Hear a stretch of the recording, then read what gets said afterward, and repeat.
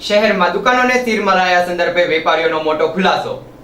રાજકોટ અગ્નિકાંડ બાદ શહેરનું fire safety વિભાગ સફાળું જાગ્યું છે। તે અન્વયે ભાવનગરની ઘણી બધી હોટલ તથા કોમ્પ્લેક્સોને સીલ મારવામાં આવ્યા હતા। તે અન્વયે શહેરમાં ઘણા બધા વેપારીઓ તથા દુકાનધારકો હાલ દ્વારા મનપાના કમિશનરને આ બાબત અંગેની રજૂઆત કરવામાં આવી હતી। જે રજૂઆતમાં વેપારીઓ દ્વારા ફાયર સેફટીએ લીધેલા કોઈ પણ જાણ અથવા નોટિસ આપ્યા વગરના નિર્ણયનો સવિનય સાથે ભંગ કરવાનું તથા 24 કલાકમાં દુકાનો ખોલી નાખવાનું જણાવવામાં આવ્યું હતું।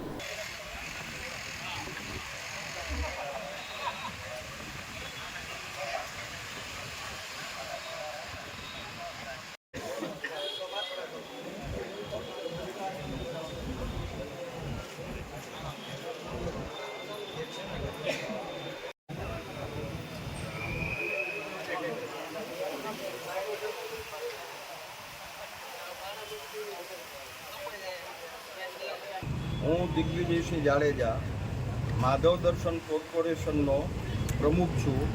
અમારા માધવ દર્શનમાં કુલ 400 વેપારી છે।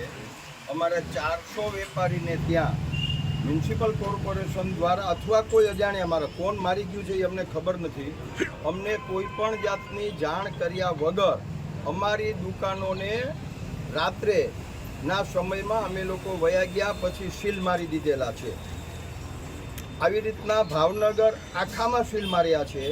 એટલે અમને એવું લાગે છે કે કોર્પોરેશને માર્યા હશે। એટલે અમે આજે કમિશનર સાહેબને રજૂઆત કરવા આવ્યા છીએ કે અમને કોઈ પણ જાતની નોટિસ આપ્યા વગર અથવા અમને કોઈ ચાન્સ આપ્યા વગર અમને સીધા અમારા કામ ધંધા રોજગારમાંથી અને અમારી દુકાનો અમારી શોપમાંથી અમને બેદખલ કર્યા છે। તો આ સીલ તાત્કાલિક ખોલી નાખવું। જો 24 કલાકમાં આ સીલ નહીં ખોલે તો અમે સવિનય ભંગ કરીને આખા ગામમાં બધા જ સીલ તોડી નાખશું। આ ક્ષણે મેં ભાજપના પદાધિકારીઓનો પણ સાથ સહકાર માંગ્યો છે। માન્ય રાજીવભાઈએ અમને સાથ સહકાર આપ્યો છે, અભયભાઈએ સાથ સહકાર આપ્યો છે, હિતેશભાઈ કોંગ્રેસ પાર્ટીના શહેર પ્રમુખ છે, મહિપાલસિંહભાઈ આપ પાર્ટીના શહેર પ્રમુખ છે। આ કોઈ પક્ષનો કે પક્ષકીય રીતના નથી, આ માત્ર ને માત્ર આખા ભાવનગરના દરેક વેપારી આલમની વાત છે। અને વેપારીના હિતમાં ગમે એમ કરીને આ સીલ તોડવા પડે। કોઈ પણ માણસોએ પોતાની નિગ્લિજન્સી છુપાવવા માટે થઈને સામાન્ય વેપારીને અન્યાય કરવો આ કોઈ દિવસ સાચી ન શકાય। જો 24 કલાકની અંદર સીલ નહીં તોડે હું પોતે સવિનય ભંગ કરીને સીલ તોડી નાખશું। અને જો અમારી પર કેસ કરશે તો અમે પણ સામો કેસ કરશું।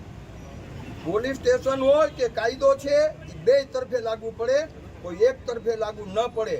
ડેઝિગ્નેટેડ ઓથોરિટી છે, અમે એને માન આપશું, સન્માન આપશું, પણ એનો અર્થ એવો નથી કે અમારા રોજીરોટી તમે છીનવી લ્યો કોઈ પણ જાતની જાણ કર્યા વગર। અને આ ક્ષણે હિતેશભાઈ મહિપાલસિંહભાઈ સાથે આવ્યા છે, અમે બધાને સાથે લઈને રજૂઆત કરવાના છે અને અમે 24 કલાકનો સમય આપશું।